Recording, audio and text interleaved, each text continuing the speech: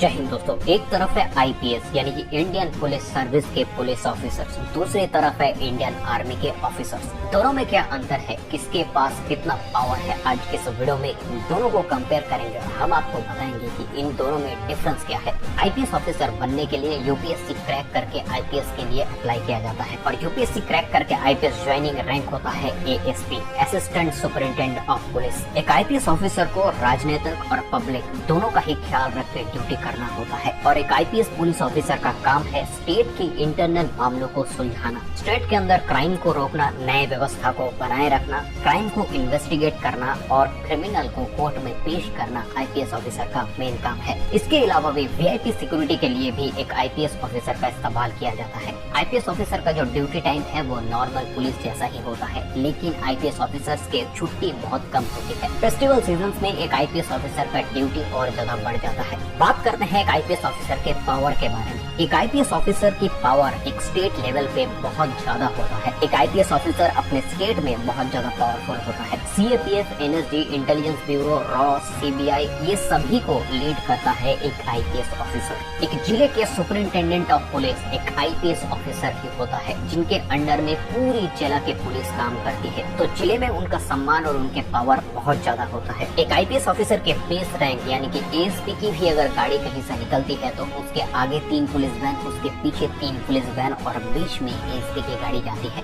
IPS officers को अच्छे quarter की फैसिलिटी, मेडिकल की फैसिलिटी, अपने पर्सनल कार की फैसिलिटी दिया जाता है, लेकिन एक आईपीएस ऑफिसर को अपने ड्यूटी के दौरान बहुत ज्यादा टेंशन और प्रेशर भी हैंडल करना होता है। डिस्ट्रिक्ट में पीस को मेंटेन करना उनका काम है, दूसरी तरफ राजनीतिक का प्रेशर भी उनके ऊपर रहता है। दिल्ली को छोड़कर के भारत के लगभग सभी राज्य के पुलिस उसी राज्य के चीफ मिनिस्टर के अंडर में आता है और उसी राज्य के चीफ मिनिस्टर के रूलिंग पार्टी के एमएलए एमपीज अगर चाहे तो एक आईपीएस ऑफिसर के ऊपर दबाव बना सकता है। देखिए, ये जनरली तो इलीगल है। आईपीएस ऑफिसर की कुछ दायरे होते हैं, वो उन दायरे के अंदर में ही काम करता है। कुछ लॉज होते हैं, उन लॉज के अंडर में ही काम करता है, लेकिन एक राजनीतिक आईपीएस ऑफिसर के ऊपर प्रेशर बना सकता है और एक आईपीएस ऑफिसर को बहुत ज्यादा प्रेशर भी झेलना होता है, क्योंकि एक जिले की पावर जब एसपी के हाथ में होता है तो जिले में कहीं पर भी कुछ मर्डर हो रहा है, कुछ भी क्राइम हो रहा है, तो ऊपर चलते चलते दबाव एसपी के ऊपर ही आता है, जवाब ऊपर एसपी को ही देना है। तो इसीलिए आईपीएस ऑफिसर में टेंशन बहुत ज्यादा है, लेकिन फैसिलिटीज भी उतना ही ज्यादा है, पावर भी उतना ही ज्यादा है। अब बात करते हैं हमारे देश के उन लेजेंडरी देशभक्तों के बारे में जो भारतीय सेना के नाम से जाने जाते हैं, Indian army. Indian army national defence academy और उसके बाद इंडियन मिलिट्री एकेडमी और ऑफिसर्स ट्रेनिंग एकेडमी क्रॉस करके ज्वाइन किया जाता है। इंडियन आर्मी की ट्रेनिंग आईपीएस ऑफिसर से बहुत ज्यादा हार्ड होता है और इंडियन आर्मी में जब एक लड़का कमीशन होता है तो वो लेफ्टिनेंट रैंक में कमीशन होता है। एक आईपीएस ऑफिसर और लेफ्टिनेंट की सैलरी लगभग सेम होती है, लेकिन इंडियन आर्मी में कुछ ऐसे फैसिलिटीज हैं जो आपको ज्यादा मिलते हैं, जैसे कि कैंटीन की फैसिलिटी,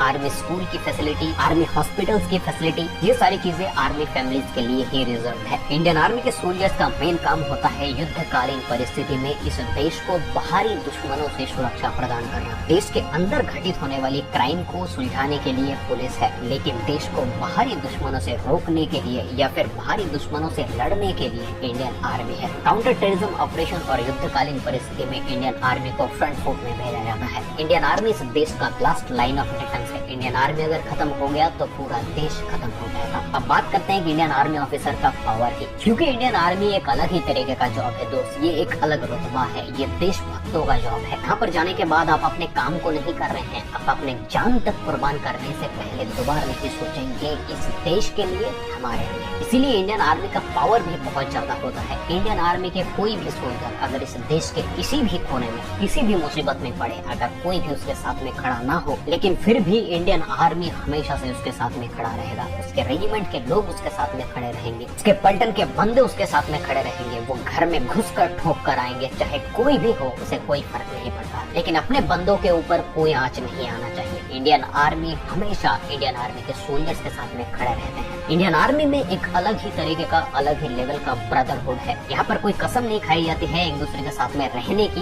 लेकिन एक बंदा दूसरे बंदे के लिए गोली तक खाएगा, जान तक देगा। इंडियन आर्मी में चैलेंजेस भी आईपीएस ऑफिसर से बहुत ज्यादा होता है। इंडियन आर्मी में कई सारे ड्यूटीज हाई ऑल्टीट्यूड्स पर होते हैं, 17,000 18,000 फीट ऊंचाई पर, जहाँ पर सांस लेना मुश्किल है, वहाँ पर भी इंडियन आर्मी तैनात है। सियाचिन ग्लेशियर, जम्मू एंड कश्मीर जैसे जगहों पर इंडियन आर्मी तैनात है। आईपीएस से ज्यादा ट्रेनिंग इसको दी जाती है, आईपीएस से ज्यादा कठिन काम ये करते हैं, कठिन परिस्थितियों में ड्यूटी करते हैं। तो अगर एक स्टेट में आर्मी ऑफिसर के पावर के बारे में बात करें तो दोस्त ये पूरा देश इंडियन आर्मी का ही है। वो है तो हम है, ये पूरा देश उनका है और पूरे देश के लोग उनके साथ में खड़े हैं। इसीलिए उनको किसी भी तरह के पॉलिटिकल पावर की जरूरत नहीं है, क्योंकि भारत की जनता उसके साथ में खड़ा है। तो एक आईपीएस ऑफिसर को जहाँ पर राजनीतिक प्रेशर के साथ साथ में टेंशन और पूरे जिले की सुरक्षा का ध्यान रखना पड़ता है, वहीं पर एक इंडियन आर्मी का ऑफिसर को अपने सीनियर के ऑर्डर्स के साथ साथ में इस पूरे देश का ध्यान रखना होता है। सुपरिंटेंडेंट ऑफ पुलिस की पावर एक जिले में या फिर एक स्टेट में ही फैला हुआ है, लेकिन भारतीय सेना के ऑफिसर्स की पावर इस पूरे देश में फैला हुआ है। कोई भी पार्टी के राजनीतिक लीडर या फिर नेता एक आर्मी ऑफिसर के ऊपर किसी भी तरह का दबाव नहीं डाल सकता। आशा करता हूँ आप आईपीएस ऑफिसर और आर्मी के बीच में क्या अंतर है ये समझ चुके होंगे। इन दोनों में कौन बेहतर है शायद आपको बताने की जरूरत नहीं है, कौन इस देश के लिए लड़ता है शायद वो भी बताने की जरूरत नहीं है। इंडियन डिफेंस रिलेटेड इसी तरह के वीडियोस आगे देखने के लिए इंडियन डिफेंस यूट्यूब चैनल को सब्सक्राइब करके बेल नोटिफिकेशन को प्रेस कर दीजिए। मिलते हैं आपसे अगले वीडियो में, तब तक के लिए जय हिंद जय भारत।